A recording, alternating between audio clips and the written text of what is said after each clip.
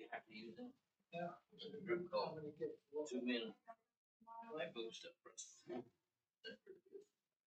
Will they come in?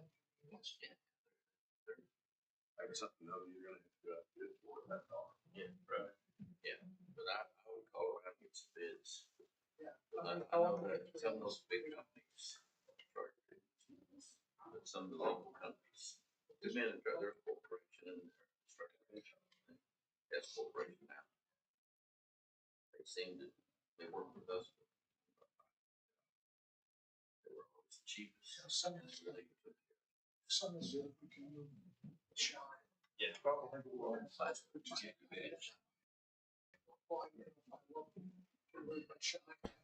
Good morning, everybody. Call this meeting of the Infrastructure Committee to order. Notice the meeting was properly posted on October 6th. Item number 1 is to approve the minutes of September 26th. I'll second. We have to use our buttons and sorry. I know. Yeah, I got to remind myself. All in favor? Aye. 2, discuss some possible action on the third floor improvements at JJC. Whose item? Hi, Hannah. I sent these plans to Mr. Trumbo last week. DHS, these are the plans that they're going to do within the building. They're paying for it, covering the cost, but these are their 50% plans. They just wanted to make sure that you all didn't want to do a walkthrough with them or something like that before they move forward to their 100% plans. They're just refabricating the office space that they currently occupy on the third floor. And then eventually, sometime between now and next July, they'll vacate their space on the fourth floor. Mr. Monroe, have you had an opportunity to?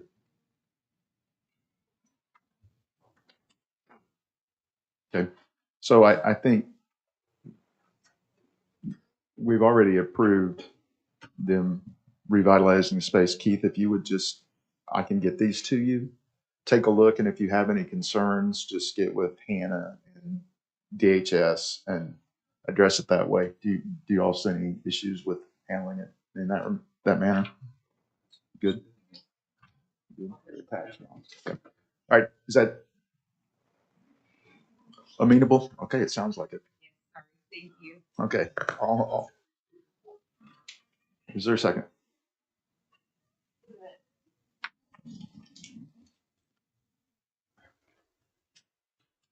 All in favor? Aye. Item 3, discuss possible action on HVAC issues on the 9th floor of the courthouse. Any updates? No updates, except we've gotten in portable HVAC units that we've been able to install in places where it's warm. So what are you working on to permanently replace, to address the issue that's up there? They're still looking at the different possibilities that exist, either using water chilled and heated fan coil units to replace the units that we have, the refrigeration units that we have. Also, we're still making a few repairs that we had in the works to the existing system. But when will you make the decision whether to move forward with the option that you're looking at right now? Once I can assemble current pricing that I can rely on, and timelines that I can rely on for some kind of a system that will be. How long would that take? I'm just asking because the summer's coming again next year, and it will, like it does every year. Yeah, right. Yeah. So yeah. How long will that take? Hopefully before then. Okay, so nothing before the end of the year. I'm sure we'll have some numbers or some ideas to what we'll need to spend for that particular system by that time. The original approach was to look at buying fan coil units, doing the piping in-house like we did with the radiators, the steam radiators on that floor. That worked out well, but I don't have the manpower, the expertise for that, and so I'm having to back up. This is something that we'll have to go out to bid for, and I'm sure the price tag will be astronomical. And because of all that process is why I'm pressing on it, just because I know that 9 months, well, probably less than 9 months, will be right back again. Understand. Yeah. Okay. Thank you. I moved to receive the report. All in favor? Aye. Mr. Warren, Bob, is there a particular item that you're interested in? Okay. All right. 4 is an update on our courthouse elevator project. Coney's making progress. The turnover of the B elevator in the courthouse, I think, will happen before the end of this calendar year. You might look at what they've done to the car itself if you're ever on the 9th floor. The upgrades are very nice. Questions of Keith? Motion to receive report. Second. All in favor? Aye. Okay, 5 is an update on the status of our discussions with Vicinity. No new contract on the horizon, simply their monthly communications and their bill. Motion to receive report. All in favor? Aye. Aye. 6, supposed to be an update on our capital projects that are specific to the TIF 2, which would be our front security, allocation on the space for the county clerk books. But Mr. Trumbo is not with us. Do you have anything? I can't speak. Do you all have anything? Otherwise, I see no action. 7 is a similar companion item. It's for an update on the TIP 2 and TIP 2A budgets. Also, Mr. Trumbo item. Anyone have anything? No action there. 8 is our capital and projects list. Keith, do you have anything on this list? No, I don't have the list before me. Okay. Do you gentlemen have anything? So just to clarify on this list, because it kind of threw me for a loop, this is a list that was created by Stacy just for his office, because I was looking at some of the things on this list and some of the things that archived, anticipated, so on and so forth. There's been no votes on any of this, or not on any of it, but the archived items, we haven't voted to put those in archives, similar to the way that we are with the ARPA type items. He's just using this to kind of keep himself straight as he goes through this stuff. But I know that this list created some confusion, if you will. Is there anything would you guys like to speak on this item, or are y'all for this item? Are you in for this item? What's on your list? So the ongoing projects would be the plumbing here in the annex, the 6th floor in the annex, the courthouse elevators, and the annex HVAC. In the anticipated category, we have relocation of the county clerk books, the 3rd floor treasurer space, the 3rd floor purchasing space, in which really those should probably be moved up to the ongoing. I think some action has at least been taken there. There's a metro parking, juvenile justice lobby, which I believe should be at least in the ongoing, unless this is something separate that I'm not remembering correctly. This would be the ARPA related issue. the Metro? The juvenile justice lobby. Annex security west columns, that would be an effort to provide some means of protection to the columns on the west end of this building in the event of a train derailment to prevent a catastrophic failure. Juvenile justice roof, can't recall off the top of my head. That indicates it's not started. Juvenile justice elevators, I believe we've provided some funding in that regard. Need to ask them to take a look at that. Our annex lobby expansion efforts, that has been approved for ARPA funding. The courthouse 11th floor, there is a plan, at least the architecture has been funded to look at an additional stairwell there, if I remember this correctly. There's some annex security that we're looking at for the north, similar to the west end, to attempt to provide some protection to the columns and alleviate individuals getting under the overhang. There is an emergency operations center that was approved for ARPA funding, the county sheriff's office building that we were going to need to build once Kraus is vacated, ICB exterior. That project has essentially been put on hold because of some possible pending litigation. And then there is the county detention center.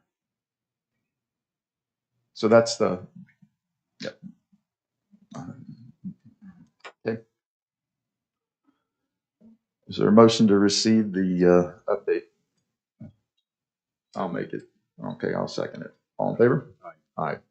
Okay. Item 9 is discussion possible action on cameras in this building.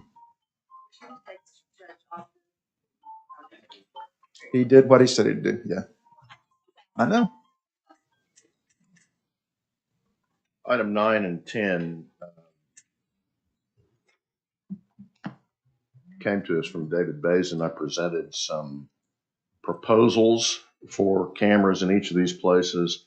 I understand David's gone back to the drawing board on this, and there's nothing new. There is. Hi, David. David, the attachment, since you've gone back to the drawing board, the attachment that we have, is it different from what you're providing us now? Okay. Is there a motion to receive these So documents? moved. All in favor? Thanks, David.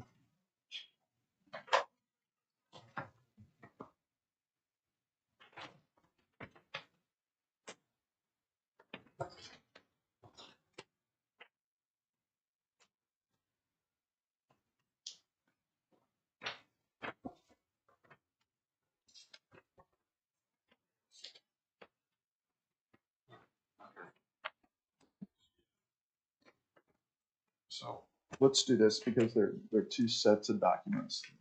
We're on the annex. That's at the back of your packet. So we just had a motion to receive these documents. When we get to the courthouse, we'll need to do the same. Okay, David. Okay, annex. What we have done is we have done a complete walkthrough of the Oklahoma County Annex. We have placed cameras in the appropriate locations. Some of them are existing locations. Some of them are new locations based on the right views. And then also this project also has an integrated access control to replace all the access controls so that everything works together, it works seamlessly, it's integrated. Somebody goes through a door, badges through a door, there'll be a camera that actually shows that person going through the door. Are the teal colored circles, is that the access controls or? Yeah, the green ones and the blue ones are cameras. Okay, so the very top one, county annex, shows like access control, but there's no camera there in the upper left-hand corner. Okay, that's covered by the outside, one of the cameras on the outside. So this is only interior cameras, but doesn't cover any exterior cameras. Well, no, it's both, but the But camera just not will shown, work. not shown on, this is an interior plan, that's why it's not there, right? Okay, great. Thanks. Right. Okay. This is just the interior plan. Hey, David. There are some exterior cameras. David, Yes. can we? One of our judges has joined us. I think would like to speak on this item. Can we skip down to the next one for the courthouse? If that's okay, gentlemen. You all right with that? All right. We'll come back to item 9. Number 10 is discussion of the cameras in the courthouse. I'll make a motion that we receive David's documents. Second. Okay. All in favor? All right. All right, David, if you want to start, and have they seen these documents?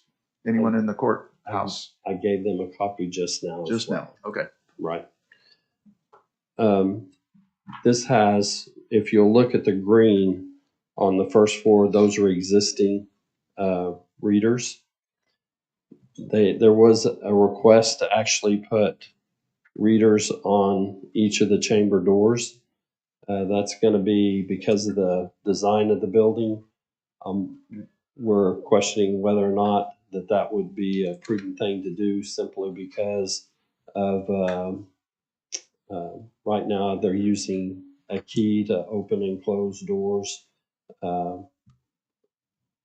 That's something we can go back in and add if the board chooses to do that. But this is the project we have here is just existing.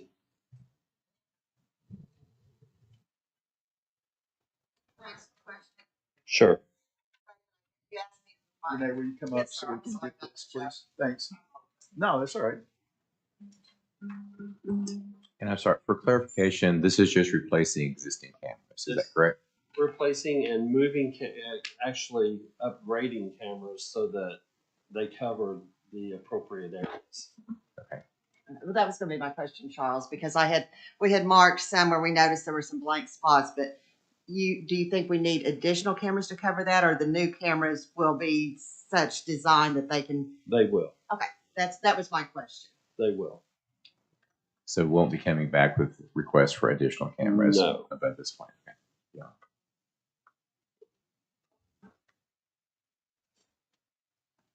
David, the pricing jumped up It did. around 30,000. If you look at the very last page, we failed to do the exterior of the courthouse. And if you look at that, we put the exterior cameras on it. And then, as I recall from last time we looked at this pricing included pulling of cables, everything necessary, and that would all be done by the outside provider. Yes, it will. So no additional stress on Keys Communications Group. No. And there would or would not be the need for additional asbestos abatement. Now that is in the courthouse annex. There is asbestos, and so in the courthouse, the answer is no. no. Okay. No. And no additional electrical expenses. No. Okay. So this would be turnkey. Turnkey. Okay. All right. Judge, do you have anything?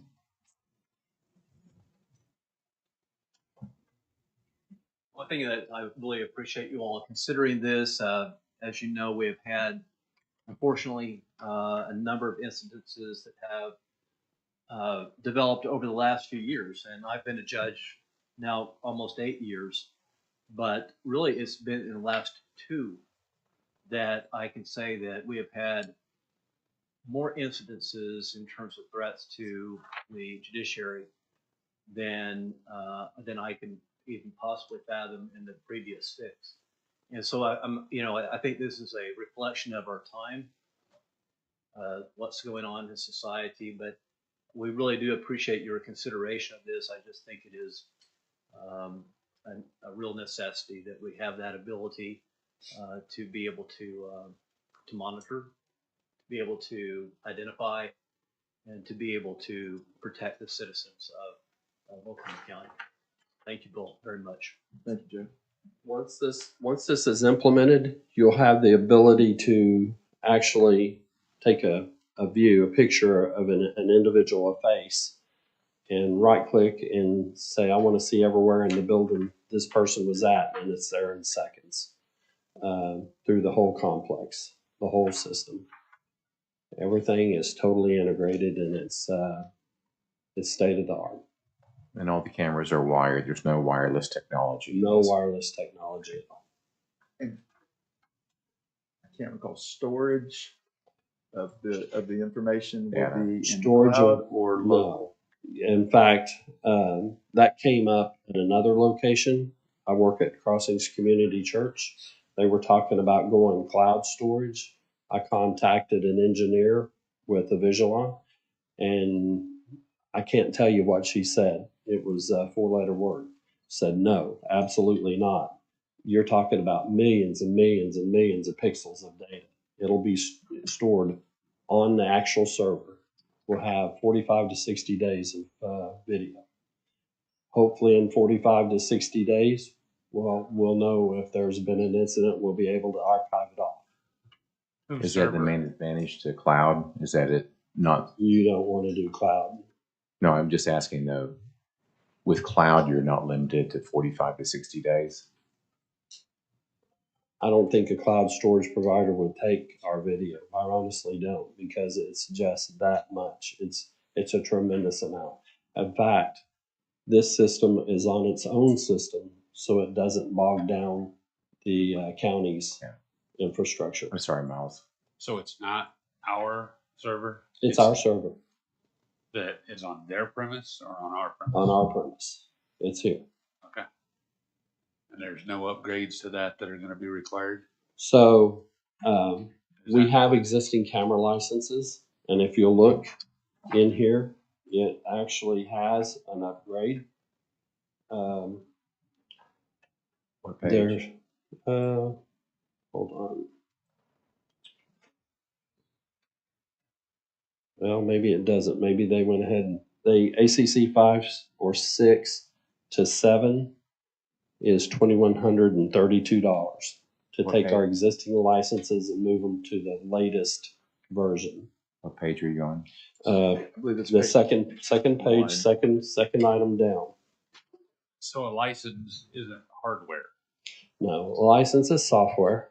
What And kind of hardware upgrades are we going to need, and are those included? Because Yes. you're talking about massive amounts of storage. yes, if you'll look at the very first item, there's two 96 terabyte servers. Those are servers and storage all in one.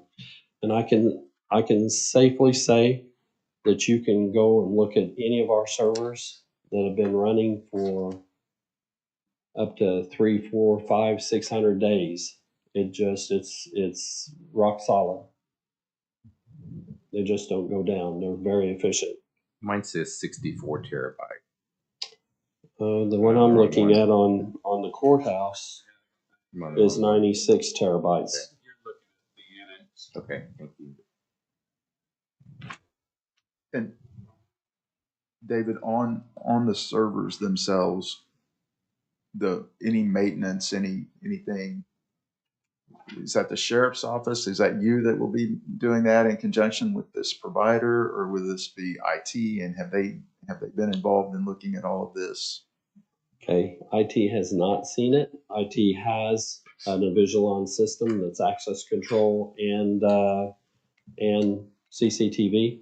Theirs is an older version. It's not just like theirs, but whenever I talk to is it either Dane or Rich, one or the other, they said we're making the right decision. In fact, in our IT infrastructure, our committee meeting for cameras, it was their recommendation that we stick with with Avigilon. We have rack space. We got everything we need. Yeah, we've got everything we need. What's They're the- also going to replace the workstations in the guard booth.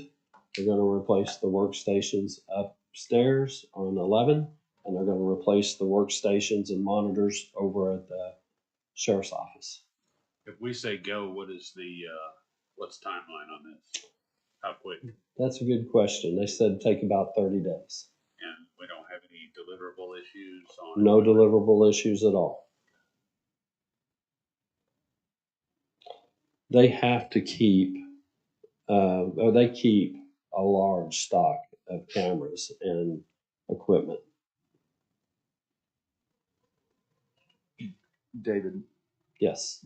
in just looking at the back page, Mhm. there are some things that are excluded: conduit, back boxes, hangers, Yeah.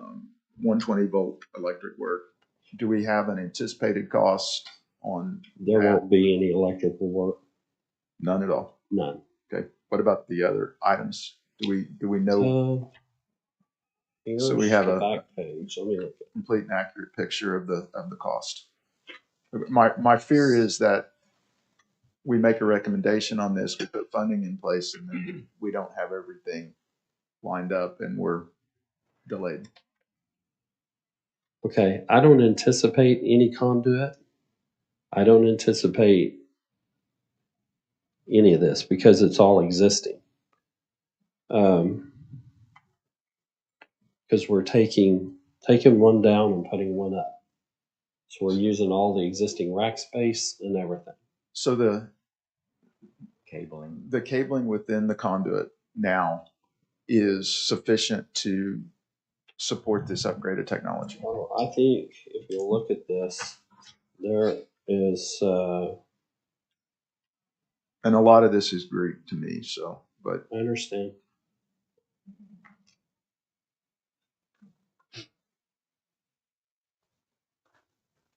And our IT department has not reviewed this. Here's 15 boxes of network cable with J hooks.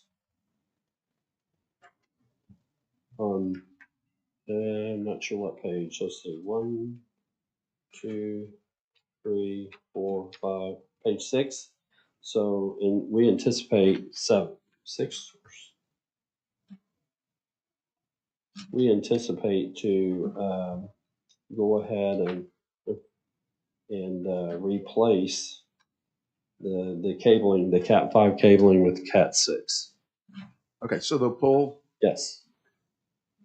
forgive this question, but the conduits that being used currently that we anticipate reusing again, and the Yes. cabling that will have to be removed, is that all that's in that conduit?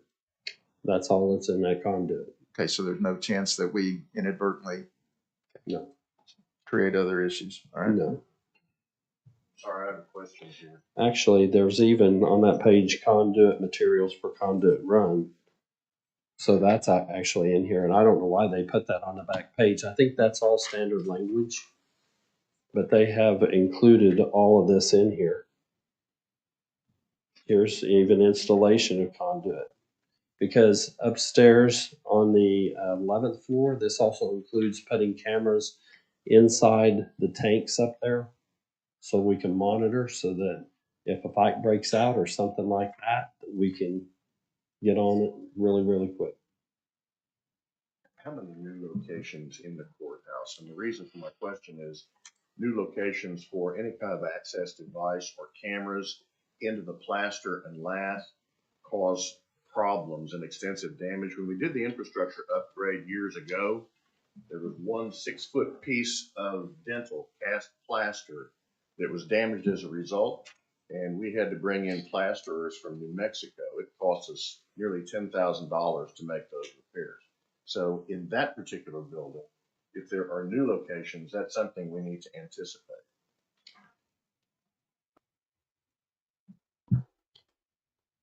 I don't know of any new locations. I mean, have we moved some cameras? We've moved them for appropriate view. But But you'd be moving them to a new location, is that right? Like you said, I don't anticipate any new locations. I don't We'd be moving anticipate, some but cameras. I anticipate using cameras appropriate for view. In other words, like where one is now, we can put a multi-head camera and cover a lot larger area than an area just straight in front of the camera.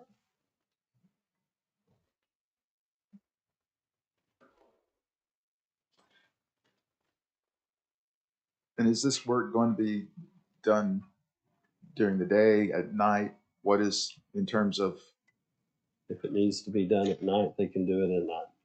have you all talked about coordinating, Renee, this project? Coordinating in terms of. Installation and No, but we will make it happen. This project is important.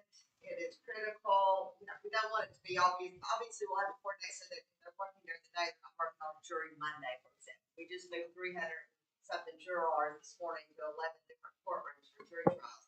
But we can certainly work with everyone. The bigger issue is going to be the noise factor. That's always something that's problematic to some of my judges. I can tell you that what we're going to do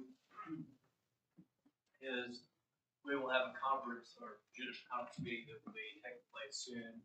If need be, I can advise Judge Andrews and myself to anticipate that we're going to have some, interruptions and delays. This is something that it just goes with the flow, and I would be happy to advise for a conference. Be patient. It's important, and they all know how. okay. So Thank you, Judge. That would be appreciated. David, Yes. anything else? Don't believe so. You all have anything else?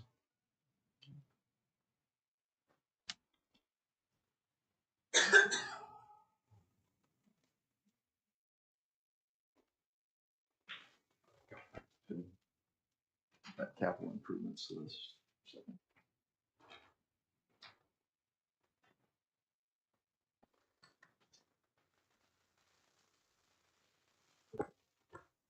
I cannot recall. Have we identified, Cody, I'm going to look at you. Has this been discussed in BET? Have we identified funding sources? Is that something that we need to also take a look at? Yes. It has not been. One of the things, one of the options for this project is for contact tracing and using some of the ARPA funds for this project, because the way that it will be able to track an individual throughout the facility. Forgive me, he hates this term, but we could red dot somebody from the moment they hit, and we can actually tell which individuals they actually talk to, touch, whatever. So it's the same type of system that was approved by the consultants for the jail through ARPA funding. The best I can tell, it looks like it'll be about 2 million, assuming a 15% overrun. 1.2. That is courthouse annex, ITB, and park.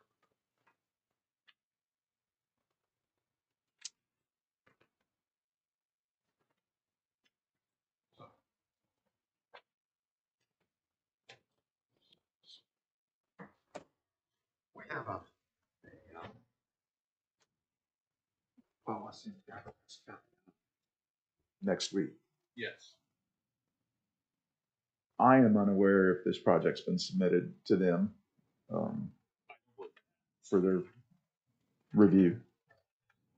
I think that's our next step. David, you all work with them. If you could get this information to them, I think we would like to move forward quickly. But I agree with Miles. If the ARPA funds are a permissible expense, I think that would probably be a good use of those funds because it benefits not only us, but those that come to our building. And if we could get this information to them ahead of our Tuesday meeting or Monday meeting next week, I think it is, then we can get their review, whether or not it is a permissible expense 100% or in part, and then we can make some decisions with regard to funding. And I anticipate that would be the same on the next or on the preceding item on the annex related cameras. You guys have anything else on this? I'm going to make that in the form of a motion to provide the information to the consultants related to the cameras. You need a motion to work with the consultant. I don't think so. I mean, if you want to. No, I mean, as long as everyone here is understanding of where we're going and what we need to do, I think we're all in agreement that it's a worthy project. We just don't have the ability to come up with $1 million.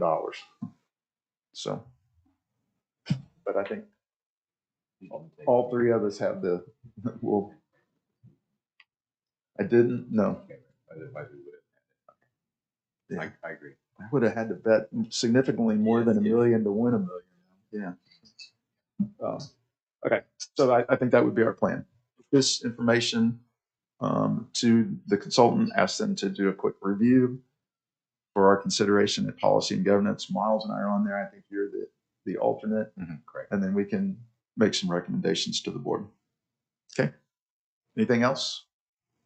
Renee, Judge? So I'll make a motion to receive the report. Second? All in favor? Aye. Aye. All right. Go back to item 9. David, that would be generally the same discussion we've had. It is. Okay, all right. Is there a motion to receive So the, report. okay, is there a motion to reopen item 9? So moved. All in favor? Aye. Aye. Now motion to receive the discussion. So moved. Report. All in favor? Aye. Okay. 11, discuss possible action related to the possible use and funding of county property at 7401 Northeast 23rd. This is our social services. Yeah, this is, I requested, it's going to be an ongoing type of thing, but discussions with the state mental health, Oklahoma State Mental Health Department, or Department of Mental Health, that's what it is. That's what they're on. In discussing with them, if we could do something to this building to provide a space for them to operate a crisis intervention center in Eastern Oklahoma County or a mental health services facility in Eastern Oklahoma County, they would be interested in occupying that building. Previously, we've discussed the needs of this building. That would be a roof, HVAC, and that is an oversimplified view of what needs to be done in this building. It probably would take, what do you think, $3.5 $4 million to renovate this and bring it up to where we could have a mental health crisis center, intervention center in Eastern Oklahoma County, one that we could use to keep those individuals that are going into the jail at $52 a day, being able to deal with them at $14 a day at a location other than the jail. Many of these individuals that come in are having breakdowns, issues that lead to suicides, which lead to our favorite executive session items. So it's something that I wanted to consider with the ARPA funds and doing this building and proceeding and to continue discussing. It's not something I'm looking for a decision today, but it's definitely one of the options to use that building. I know that there are other options out there. It's just what would be the best ultimate use for that property. One of my other thoughts is the daily living center, because we do not have the ability in Eastern Oklahoma County to take care of the types of individuals the daily living center does. Any thoughts, questions? I was thinking about the Eastern Oklahoma County Resource Center that they're building in Choctaw, and just it might be interesting to know what just if we just consider that excess and just sold it, the resources to build maybe right next to that, whether it's mental health or all the other, if you batch, because that's just raw land that they're building on out there, just south of 23rd Street. I mean, that just might be interesting to see what. Then those services will all be there together. I'm calling it Eastern Oklahoma County Resource Center. Food pantry, clothing pantry. I just don't remember what it's actually called. Do y'all know what I'm talking about? Yeah. Anyway, I mean, along the very same line, but maybe a different way to use those resources. As far as Locating next to existing resources as a center. Want to put mental health facility next to that? Mm-hmm. Okay. Of a brand new building.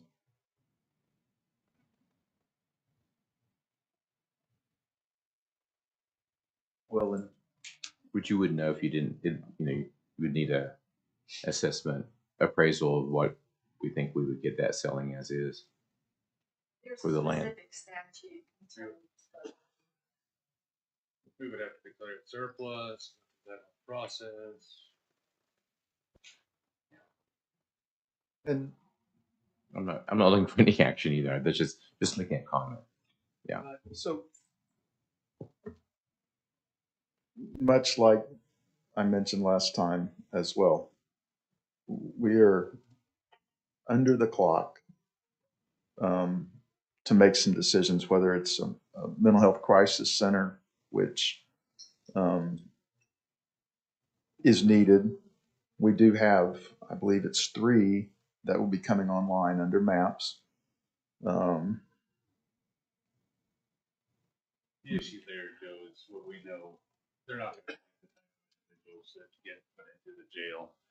I mean, that's going to be So a pretty low barrier. when you say the type of individuals in the jail, Miles, then in your discussions with the Department of Mental Health, is this anticipated to be a secure lockup? They could. That is definitely something that they were looking at, not on the grounds of Griffin or Bonita, the way that they are there. This is more of a, I mean, it would be on our level. Bonita, Griffin, those are. And so those facilities, and I'm trying to recall from my tours of the crisis center, you have the 24-hour side, and then you have, I believe it is some short term, I think it's limited 72 hours or so. If we're looking at some type of secure facility, I would assume that would drive the cost up of even more to rehab the building. Okay. Yeah. So you're looking at some determinations that need to be made there. And much like we're facing with our own internal projects related to construction, that time frame, unless Congress does something to extend. You know, I mentioned last time,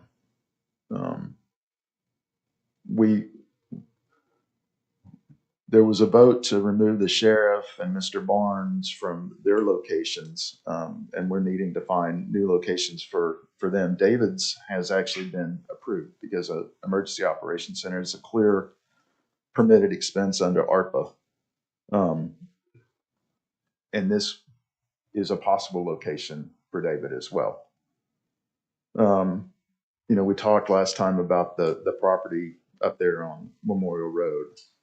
Is there any updates? David, what was the latest on that? So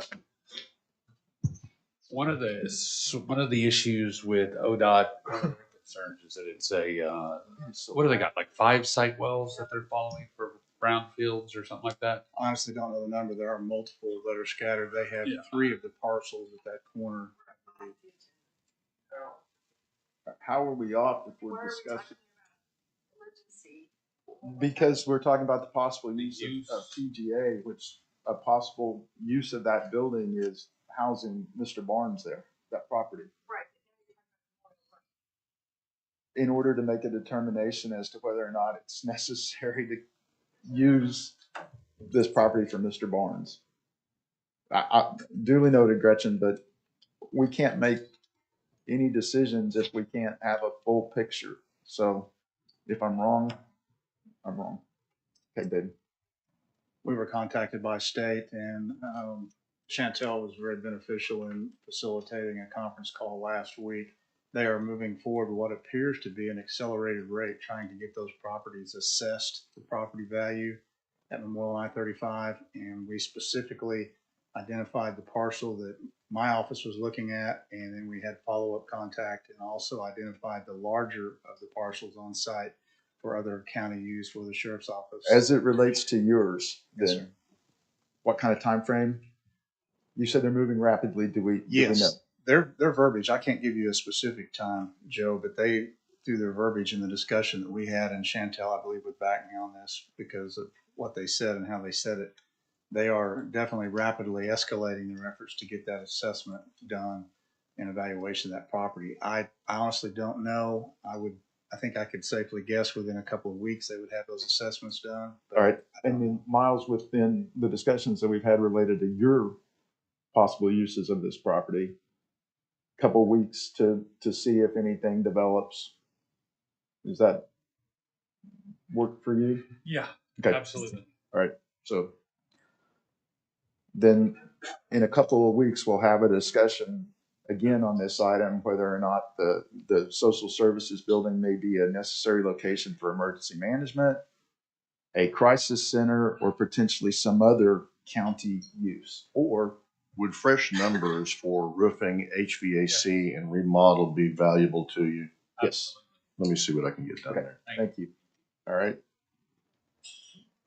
Is there a motion to receive the update on item 11? So moved. Second. All in favor? Aye. Aye. Citizens participation?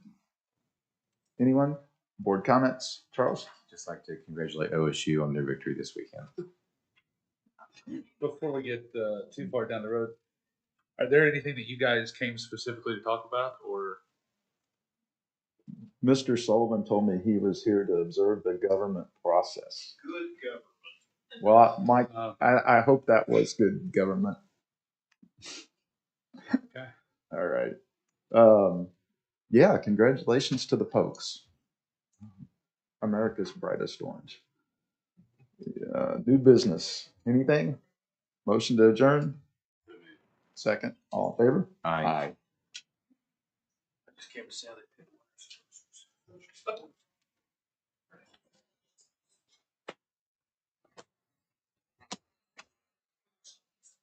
I still didn't hear an objection.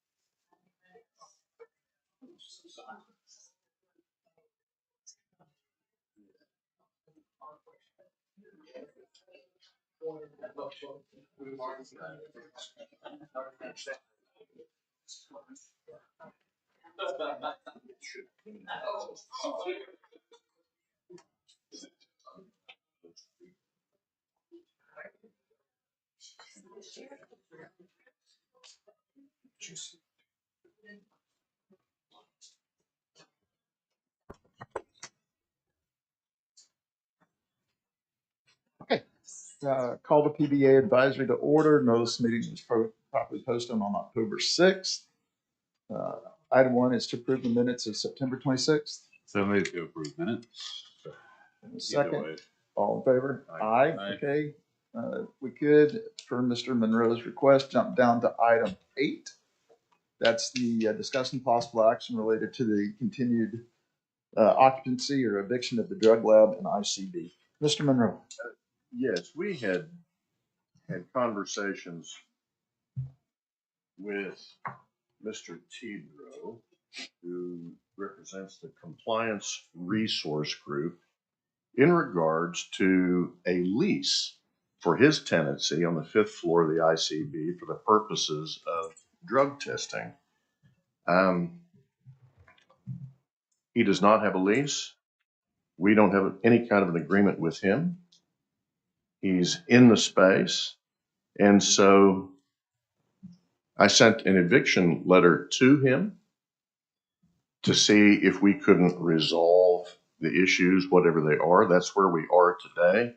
I tried to look back and determine how we got to where we are today. And any number of explanations have come up. I've asked Chantel for information that she's helped me with regards to bids, how long this has been taking place. The drug testing has been taking place over there. Very little has come up there. I researched parking contracts for 2 employees that work for this group. They go back to 2010. I looked at who has occupied that space in 501, trying to determine whether there's been any kind of a sublease arrangement between some entity and the Compliance Resource Group, and have not been able to find anything. I need to know where we go from here. And I think Bob Ravitz, who can act as historian here, can paint a picture of what's happened and where we are and what perhaps needs to happen. One question before you go. Do we have any tenants, anyone occupying space over there currently that is not paying rent? Not to my knowledge. We have some that are habitually in arrears, but they generally get caught up and are in pretty good shape. But that happens routinely. I just have, yeah. And so instead of sending a proposed new lease, or maybe not even new lease, but instead of sending him a proposed lease, we sent him an eviction notice. No, we sent leases prior to this. No response. No response. And I actually had a conversation with him during COVID as it related to social distancing. They wanted to continue to do drug testing, but wanted to line people up on the first floor, that kind of thing. So, but that was a totally different conversation. Probably Bob can educate. I think so. Maybe these guys, but they perform drug testing for profit. For profit, but for what entity? Hi, Bob. Mr. Chairman, members, to answer your question first, it is a for-profit entity. The way it works is the mental health court, we pay 100% of what he charges for the participants. The participants don't pay anything. The Veterans Court, the participants pay the $10 per test that the RFP required. The drug court, probably 60% pay, the rest is state funding that we pay them. He sends us a bill once a month to pay for that, or once every 2 weeks, I think. And my secretary pays it and goes through the board. Was a requirement. The DA's office signs off on it. The coordinator signs off on it. And assistant public defender assigned to drug court signs off on any of the bills before they're paid. That's just the way we've been doing it since we changed. You have to historically, so you know what happened. In 2005, there was, for lack of a better term, an issue regarding how certain money was being spent. And there was a 5-person board made up of an assistant public defender, an assistant DA, the judge, Butch, and I don't remember who the 5th person was, okay? And they evidently got a $100,000 grant. And Butch said, put it in an account. Butch would always say. And the drug court judge at the time went ahead and opened an account at Bank Oklahoma. So needless to say, totally improper. Now, luckily, everything was documented on what the expenditures were when we found out about this about a year and a half later. At that particular time, the advisory board to the drug court, which was this 5-team, was expanded to 7 people. We added the court clerk and someone else. I don't remember who the other one, a commissioner. So the commissioner or whatever. And then there was a vote taken by the Board of County Commissioner on the recommendation of Commissioner Roth at the time. And Commissioner Roth in 2005 recommended to the Board of County Commissioners, and the Drug Court Advisory Board agreed. And they recommended that court services oversee the drug court. And that was done until there was an issue with court services prior to Grant being involved in it. And at that particular time, so court services was running it. So the drug court testing and whatever was done through court services. I do not know who the individual was. Okay. In 2007, I found a committee where they directed the purchasing agent in 2007 to bid it out. But I don't know if there was an actual bid or whatever. But the space by 2005 was court service space. Okay, so that's where they were located. In 2010, the Board of County Commissioners decided that it was not in the interest of the Board of County Commissioners to be more than quote unquote a partner and not oversee the drug court. Okay? And in 2010, Mr. Jacobson wrote an opinion giving 4 options. And one of the options is specifically, Mr. Jacobson was the assistant DA who had Gretchen's position. One of the positions was that the county not assume liability, but agree to grant space. The executive team in the drug court, which consisted of the statutory members, which were myself and Mr. Prater at that time, took over responsibility, and I sign off on all the claims right now. And it's done through the county, and it's a very, really, probably we've been congratulated statewide because we probably have the best system of checks and balances. Saying that, in 2010, a RFP was given, and Mr. Tedrow got it. Nothing was changed, and he was for profit.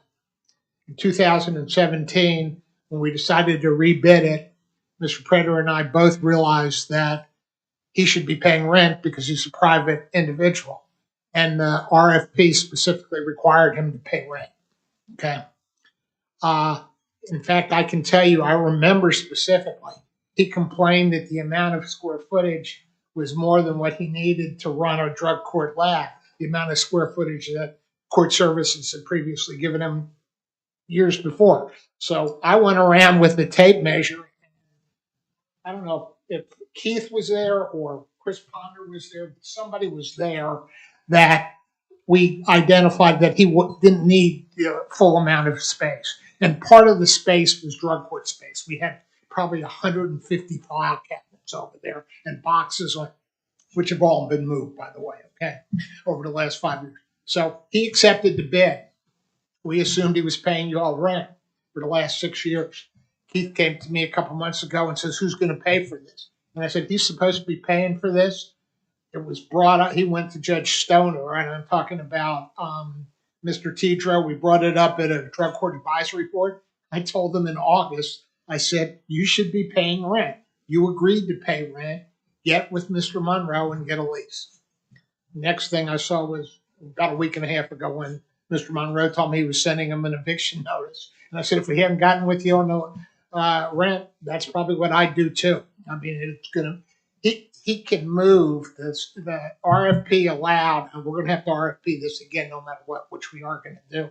But the RFP allows him to, he doesn't have to be in investors capital. He can be within a mile and the board can override that, give him 3 months. We just want him to be on a bus line close enough to downtown that everybody could do it. So um, he should be paying you all rent. That's what I'm telling you. That's what we told them.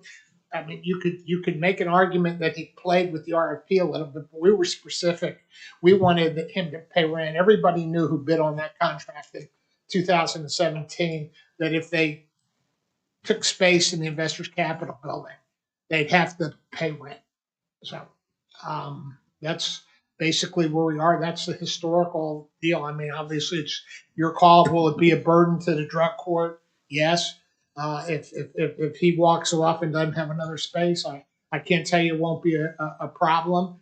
But if he's not willing to sign a lease, I mean, we'll get an RFP put together and do that. I mean, there's the only issue now is he doesn't do what's called the dip test, but DOC and almost everybody else in the state does the dip test now, which would actually be cheaper. I've been lobbying for the dip test for probably 8 or 9 years. I haven't been successful. I don't know what the board would choose, and obviously that would have to be one of the issues in the RFP. But it could take us a couple months to get drug testing. I have talked to some individuals who said that they would do it for us on a part-time basis. Insofar as his potential ability to pay rent, how many drug tests does he average a month? There are, right, if for drug court, about 3,600. For mental health court, which we pay for, about 300 times 1,000, and veterans court probably close to 1,000.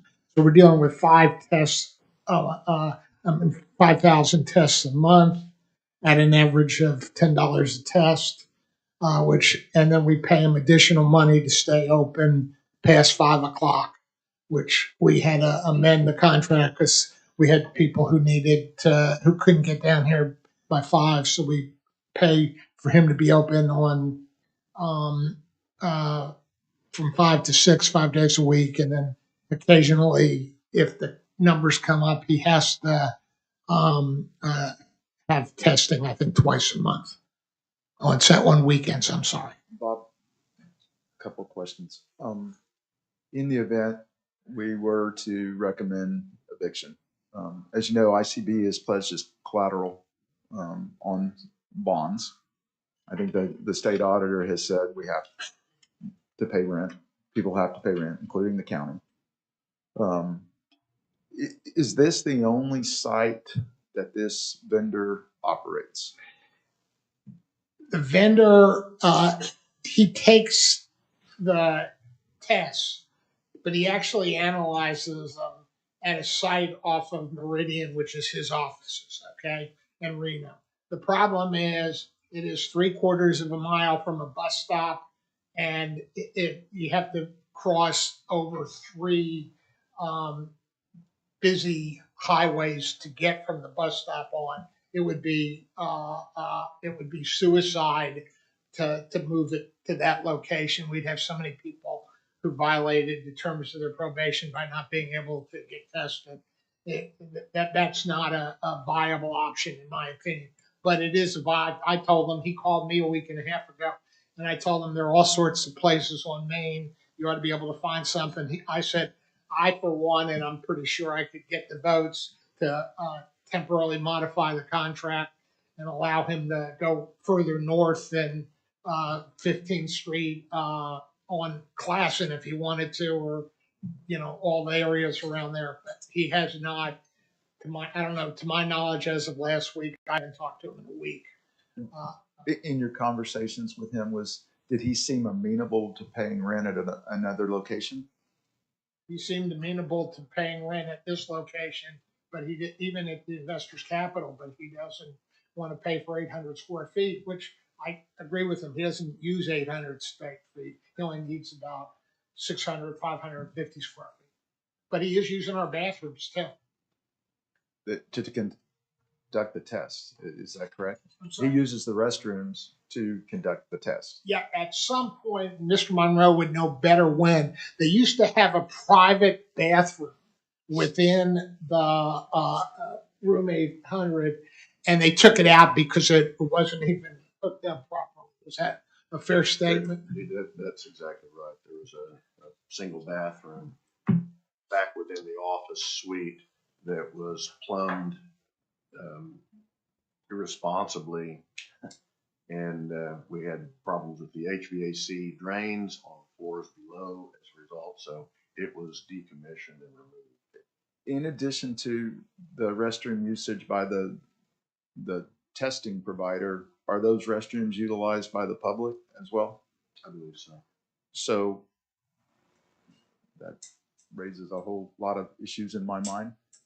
Is it conceivable that the square footage total that he's currently supposed to pay for, the 800 and something, when you take into consideration the footprint of the men's and women's restroom, would get within that number, and that we could just basically make that their space?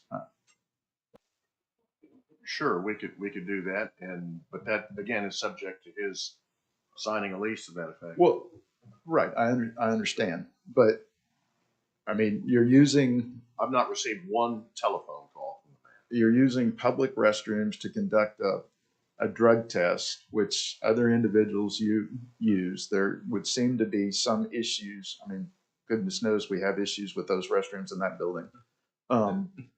Some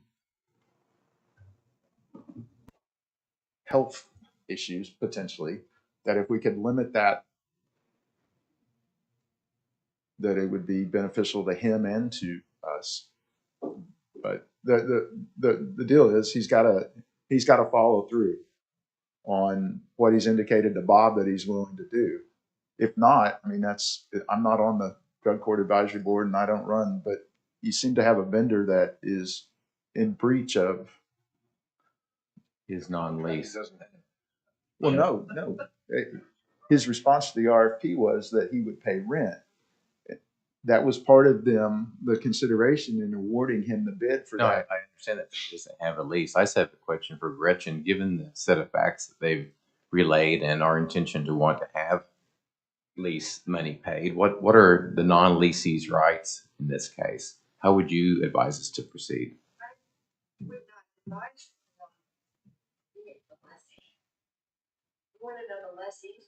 Just what would you say are the non-leasee's rights in this case, in this situation? I don't know that she's going to provide that information. Really? in Okay. this setting. All right. Both So- parties, it's fine. Hold on, Joe. Yeah. So the both of you guys, you're talking about the bathrooms. The bathrooms are solely his use. Tedros, they're not open to the public. No, what I understood, Miles, 2010. is they are. Yeah, 2010, they were limited to just drug testing purposes only.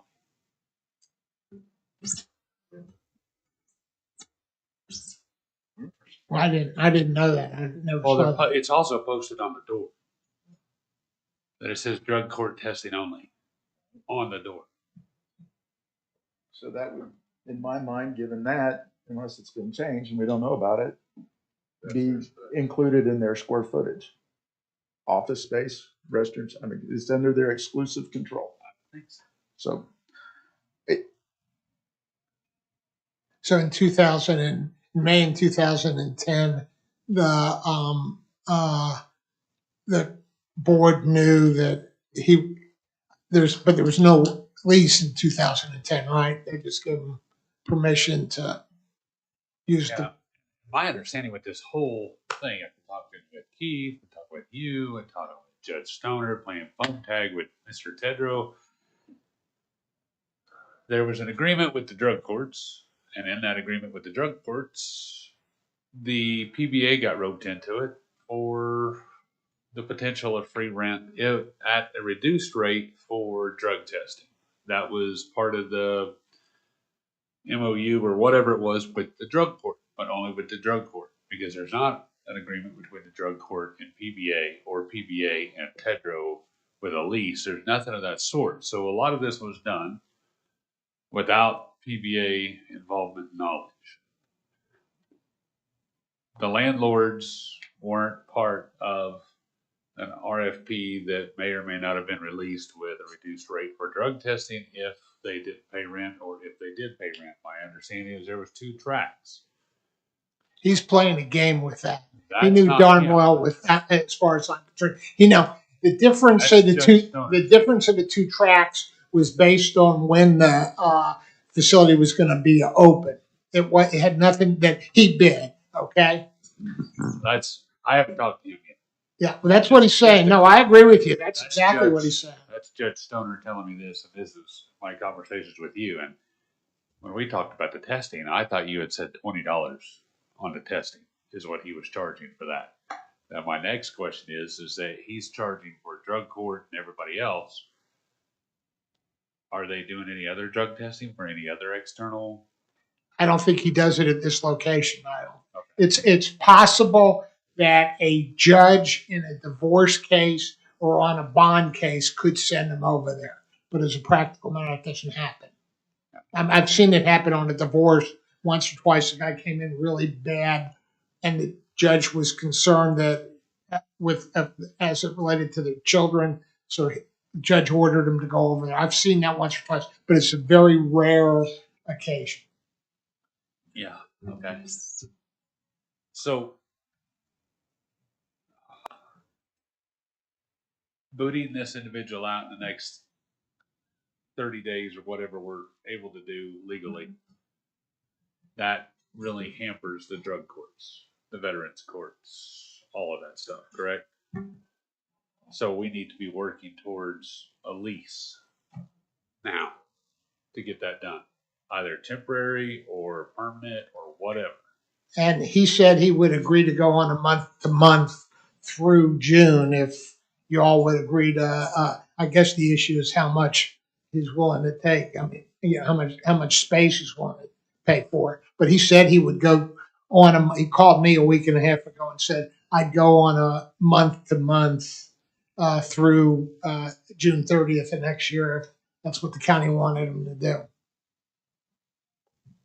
Which, as a practical matter, if you're willing to cut him that break, that to me would be the most logical. We'll put together. I'll get with purchasing in the next 30 days. Or I'll have my staff get with purchasing, and we'll put out an RFP to be awarded in early January after the new officers take office. Is what we would probably do. So we have a provider that at the time, not we being Oklahoma County, not us, nor the PBA. There is a provider who, as a condition of their award, was aware that they would be paying rent. They haven't paid rent. Now we've reached out to them with a lease. They've refused to sign for whatever reason. Now they're saying, I'll do a month to month, but quite clearly they were aware going back to the time of award that they were responsible for paying rent. What about the arrears? Where's that agreement? Obviously, I'm not your lawyer. First of all, the second RFP, the first RFP, there was no requirement that he pay rent. Okay. So, but as of 2017, he knew he had to pay rent, and without any doubt in my mind. Okay. And while inconvenient to the drug court, mental health court, and veterans court, which we want to be supportive of. Should we go down the road of eviction, that is not of our making. That is of a vendor who was well apprised that they should be paying rent and has said they're willing to pay rent, but when provided the documents to sign on the dotted line, have refused to do so as of now. Correct? Is that fair? I don't know if they were handed a lease, if Mr. Monroe handed them a lease. Yes, I didn't hand him any kind of lease. Have you seen the agreement? The 2017 RFP agreement. Have you seen it? No, because I would have no need to see that because drug court is a separate entity for now from county government. And I was involved in the separation that Bob mentioned because of some very serious liability that the county was looking at. So what happens on that side of things, I wouldn't have any need to be apprised of in terms of their operations. But we'll do an RFP for them. I can't tell you how that works, Miles. So I just, the only reason I asked for the RFP and the agreement is I want to see what it says about rent. What does it say about space? What does it say about, I mean, if you're looping us into your agreement, it would seem to me like you would loop us into your agreement and let us know what you're asking of us to provide for an individual. As far as PBA, if it says He's rent, required to pay say rent to PBA, period. That's what he's required to do, the way I read it. That's what he was, and he knew he was required to pay rent. That's the way I would assume it would be. But, you know, the funny thing about that little word. And so Keith, he was provided a lease. Multiple times we've sent leases to his office. And I don't recall the dollar value or the square footage, but I can tell you it did not include the square footage for the bathrooms if they were for his sole purpose, his sole use. So was he provided a lease in 2017? I can't answer. I'm sure we sent leases out. Sandy does that routinely at the time of renewal.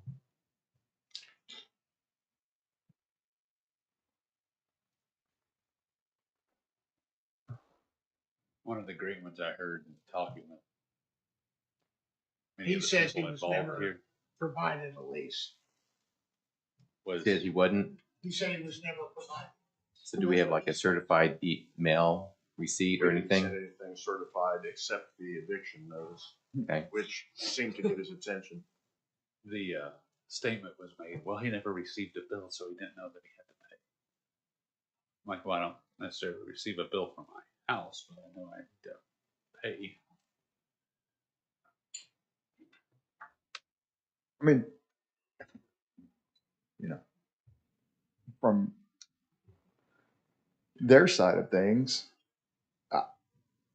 if I were the provider, I would feel like I have the drug court between a rock and a hard place, right? You kick me out. Oh, there's no place to go. So I'm just going to continue to get away with what I know I should have been doing all along. So my recommendation is to treat them like any other tenant that we would have over there. And while there's a hardship, it's not of our making, nor is it of the drug court and the drug court advisory board's making. It is a vendor's poor decision making with regard to something that they said that they would do and have failed to perform. And what the consequences they suffer are in terms of no longer possibly providing that service. That is their decision. So my recommendation would be to treat them as any other tenant who does not pay rent.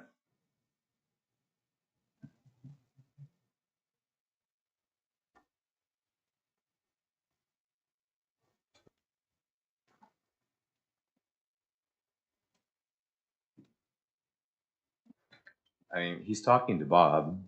Obviously, he has never talked to Keith.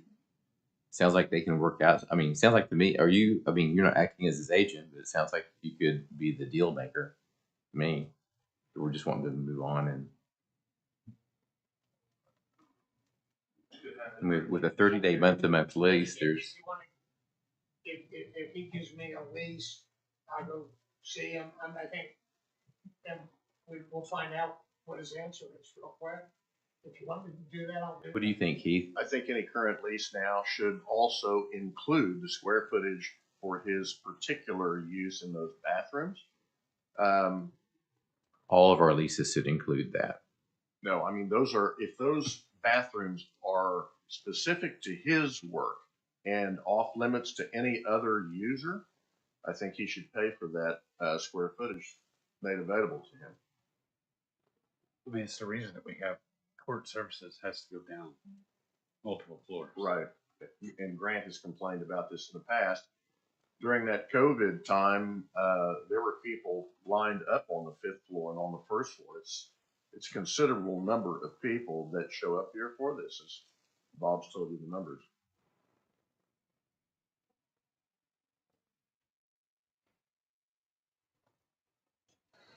I mean, to me, that we don't want to create a hardship. Now that there hadn't already win. Sounds like he's got an inside lane to talking to the gentleman.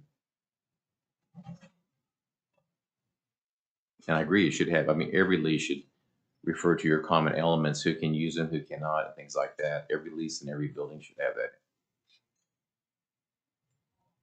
Our standard lease does, but where these are exclusive to his use, he should pay in Yeah, addition. I'm not for debating. that. I agree.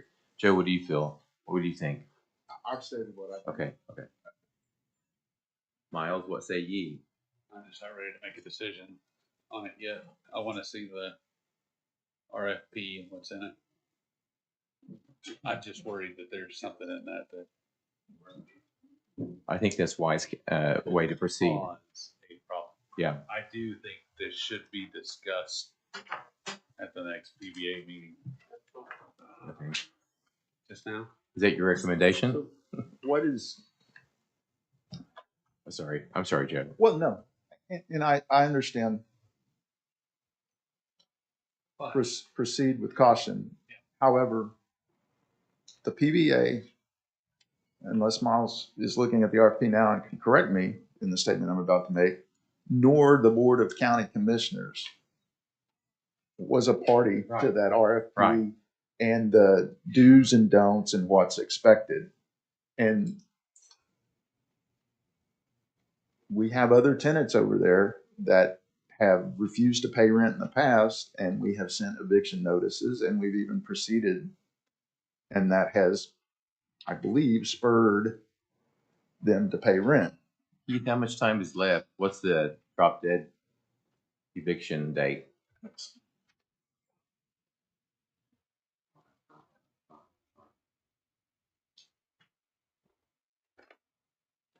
Ever?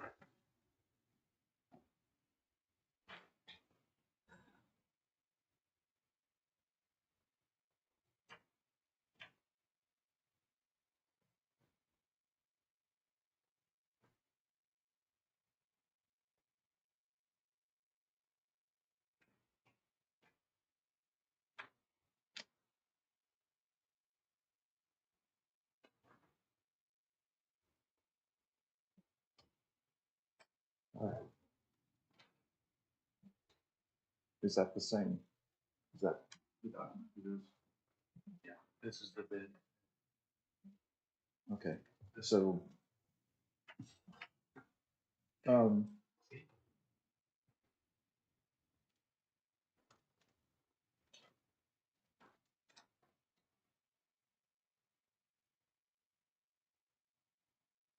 I still think even with that, they need to pay rent or be removed. But this does raise some other questions as to the involvement of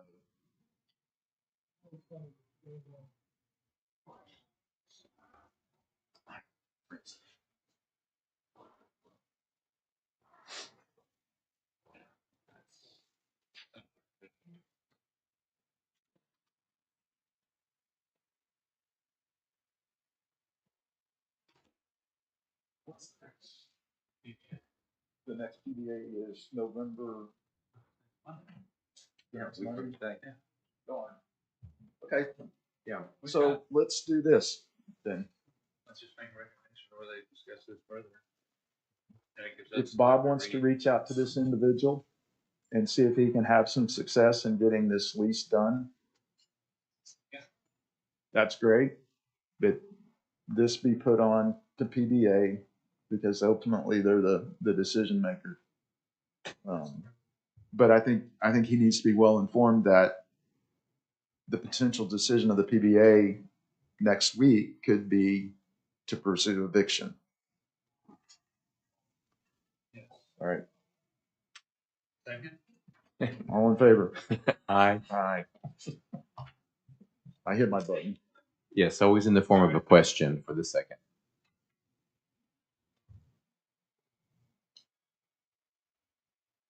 Bob, thank you. Yeah, thank you. All right. To the ICB exterior envelope project. Is there a motion to adjourn? Second. All in favor? Aye. Thank you.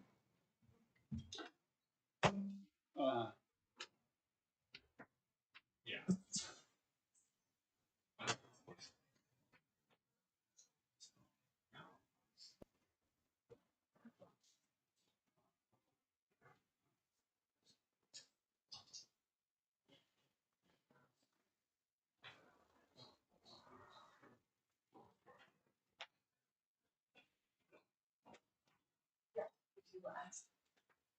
See if they